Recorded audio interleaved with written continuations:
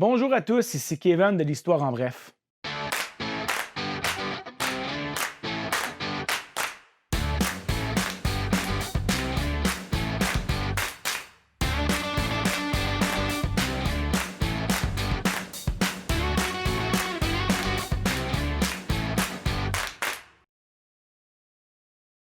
Aujourd'hui, je suis ici pour vous parler en fait de la pire catastrophe minière du Canada. La pire catastrophe minière du Canada s'est passée en fait à Hillcrest, dans le sud des Rocheuses canadiennes. On est très proche de Frank Slide, donc pour ceux qui ont écouté le dernier épisode, on se trouve environ à une dizaine de minutes de Frank Slide et c'est une tragédie qui se passe encore dans cette très petite région-là. La tragédie se passera le vendredi 19 juin 1914. C'est important de comprendre qu'en 1913-1914, les mines au charbon occupent une place extrêmement importante dans les emplois de la région. En fait, c'est pas compliqué. La plupart des gens qui vivent dans ces régions-là, les hommes travaillent dans les mines. Pour comparer, sur une population de 1000 habitants, à Hillcrest en 1914, il y avait 377 hommes qui étaient enregistrés et qui travaillaient à la mine de Hillcrest. Et pour ce qui est des salaires de l'époque, bien, en fait, j'ai vérifié un petit peu et puis on dit que c'est autour de 125 par mois qu'on donnait à l'époque, en 1914. Si on fait un calcul d'inflation par rapport à aujourd'hui, on serait plutôt dans les 3000 par mois, ce qui est un salaire comparable à la moyenne canadienne. Mais qu'est-ce qui s'est passé pour que ce soit la catastrophe minière la plus dévastatrice au Canada? En fait, ça va commencer le soir avant. Nous sommes donc le 18 juin 1914. Le soir précédent, un homme du nom de Daniel Briscoe, qui est le responsable des incendies, va remarquer une accumulation de poudre de charbon ainsi que d'un niveau élevé de méthane à l'intérieur de la mine. Cependant, vu que la climatisation était bonne et que le niveau d'humidité était assez élevé, ça semblait suffisant pour éliminer le danger potentiel. Le lendemain matin, le 19 juin, il y aura 237 mineurs qui entreront au travail à 7 heures du matin. Les premiers qui entreront dans la mine vont être les inspecteurs, donc ceux qui vont inspecter entre autres la ventilation, le niveau de poudre de charbon, le niveau de méthane, et on va se rendre compte que finalement, tout a l'air bien, tout a l'air contrôlable. Donc à ce moment-là, on va faire entrer les 237 employés dans la mine. Il faut aussi comprendre qu'à cette époque-là, les incidents dans les mines, c'est assez fréquent. C'est pas comme si c'était le premier désastre minier de l'époque.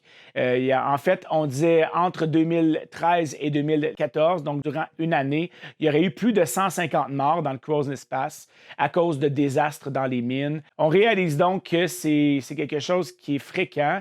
On peut aussi se poser la question si les inspections étaient réellement bien faites. À cette époque-là, il n'y avait pas de punch card, il n'y avait pas de GPS ou même de système électronique pour savoir qui est dans la mine à quel moment. Donc, ce qu'il faisait, c'était très simple. Une personne avait deux médaillons du même chiffre. Disons que moi, mon chiffre, c'est le 222. Il y aurait eu donc deux médaillons avec le chiffre 222 écrit dessus. À ce moment-là, moi, quand je rentre au travail, je prends un des médaillons avec moi pour indiquer que s'il ne reste qu'un seul médaillon, c'est que je suis dans la mine. Donc, c'était une façon de retracer qui entrait et qui ressortait de la mine. Ça prouve qu'on était habitué au désastre même à l'époque. Je trouve ça quand même brillant pour 1914. Donc, la mine de Hillcrest, en fait, elle compte deux mines. Elle compte la première mine qui est d'une profondeur de 365 mètres, tandis que la mine numéro 2, elle est d'une profondeur de 730 mètres. Mon opinion à moi, c'est que ça prend des nerfs d'acier pour descendre jusqu'à 365 mètres et encore plus pour se rendre jusqu'à 730 mètres. Je fais juste y penser, j'ai des sueurs et j'ai de la misère à respirer. Puisqu'il y a deux grandes mines, il y a donc deux ventilateurs qui sont placés au bout des tunnels et qui vont en fait procurer une circulation efficace dans la mine. Il ne faut pas oublier qu'à cette époque-là, les mineurs ne portaient pas de masque et donc ça prenait vraiment un taux d'oxygène élevé pour être sûr que nos mineurs restent en santé. À 8 heures du matin, le responsable des explosifs détonne quelques explosifs dans la première mine pour agrandir le passage. C'est un processus qui est normal à l'époque pour agrandir une mine. Donc, on utilisait des explosifs pour tout simplement creuser plus loin. Ce sera autour de 9h30 où est-ce que l'ingénieur Alex May va faire une inspection de routine d'un des ventilateurs principaux. Quand il va arriver près du ventilateur, il va réaliser quelque chose qui ne fonctionne pas réellement bien et il va être aussitôt propulsé sur le sol par une explosion. Quand il va se réveiller et se relever, il remarque que l'explosion a endommagé le ventilateur principal et qu'il a arrêté de fonctionner. Il ne faut pas oublier qu'à ce moment-là, il y a 235 mineurs qui sont à l'intérieur de la mine. Donc, il y en a 2 qui sont sortis pour prendre une pause et les 235 sont à l'intérieur des 2 mines. Cet ingénieur-là, Alex May, savait très bien qu'à ce moment-là, le pire arriva. Donc, le feu va créer une explosion initiale et cette explosion initiale-là allait consommer tout l'oxygène dans les tunnels de la mine. Dans une mine au charbon, quand il n'y a plus d'oxygène, il y a ce qu'on appelle de l'afterdamp. Je n'ai pas réussi encore à trouver ce que c'était en français le mot afterdamp.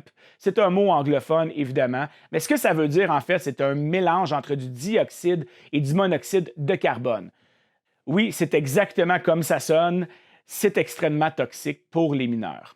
À cause de l'explosion initiale, l'entrée de la mine 1 est complètement détruite. Donc, il n'y a personne qui peut entrer et il n'y a personne qui peut ressortir. C'est à ce moment-là que les responsables de la mine font sonner l'alarme. C'est réellement une alarme qui sonne dans le village. Il ne faut pas oublier que contrairement à Frank Slide qui s'est passé à 4h10 du matin, ici, ça se passe à 9h30. Les enfants sont à l'école et les femmes sont ensemble et sont réveillées. Donc, à ce moment-là, le village au complet se rend à la mine. On sait qu'il y a quelque chose qui se passe. C'est vraiment le chaos à l'intérieur et à l'extérieur de la mine. C'est à ce moment-là qu'on va faire appel à la GRC pour mettre un peu d'ordre à l'extérieur de la mine. À l'intérieur de la mine, c'est vraiment pas mieux, c'est complètement le chaos. Les mineurs couraient pour rejoindre, évidemment, ils sont en mode survie, ils recherchent une porte de sortie et en même temps, ils piétinent un peu les collègues et tout, donc ça devait être complètement affreux comme moment. Après environ 20 minutes de l'explosion, il y a 16 mineurs qui vont réussir à trouver la sortie. 16 sur 235, c'est pas vraiment ce qui va réjouir un village au complet, mais c'est déjà ça.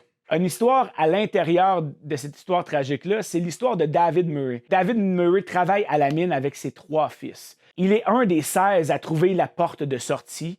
Et donc, quand il va arriver, évidemment, il cherche ses 3 fils, ne les trouvera pas, va retourner de bord pour aller les chercher. Évidemment, sur le coup de l'émotion, ne réfléchit pas réellement au danger dans lequel il s'embarque lui-même.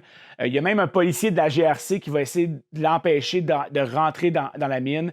Mais évidemment, un policier qui se place entre le père et ses fils, ça risque de ne pas être très joli. En fait, c'est ce qui s'est passé. David Murray a réussi à rentrer dans la mine et à aller à la recherche de ses 3 enfants.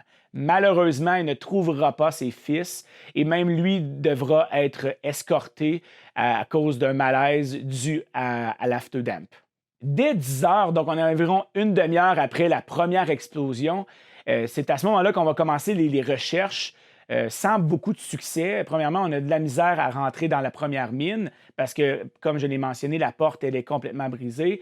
Et donc, à ce moment-là, quand on réussit à entrer, il y a un nuage tellement épais d'afterdamp que même les secouristes ont peur d'y entrer. Et c'est à ce moment-là qu'on réalise que tous les mineurs qui étaient dans la mine 1 étaient décédés. Après plusieurs semaines de travail et de recherche, le compte sera de 48 survivants sur 237, ce qui donne 189 victimes, qui fait de cette catastrophe minière la pire de l'histoire du Canada. Un fait bizarre, en fait, lors des funérailles, les premières funérailles du 21 juin 1914, il s'est mis à neiger à Hillcrest.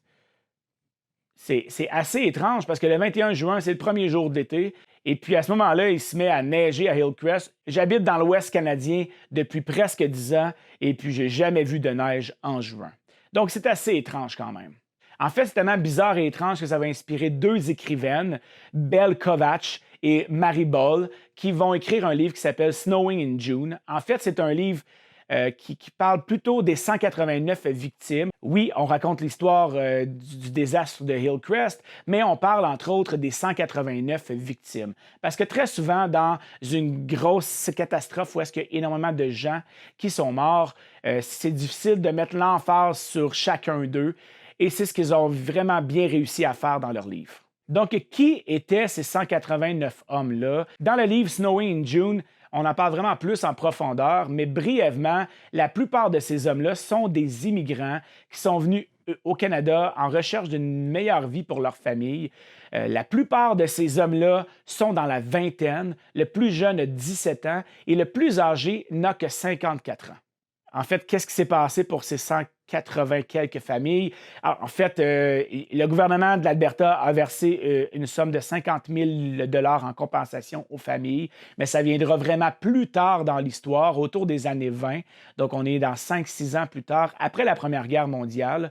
Hillcrest Colliery, c'est les propriétaires de la mine de Hillcrest à l'époque. C'est une compagnie qui est propriétaire de plusieurs mines dans le Crow's Nest Pass et ils vont fermer leurs portes officiellement le 2 décembre 1939.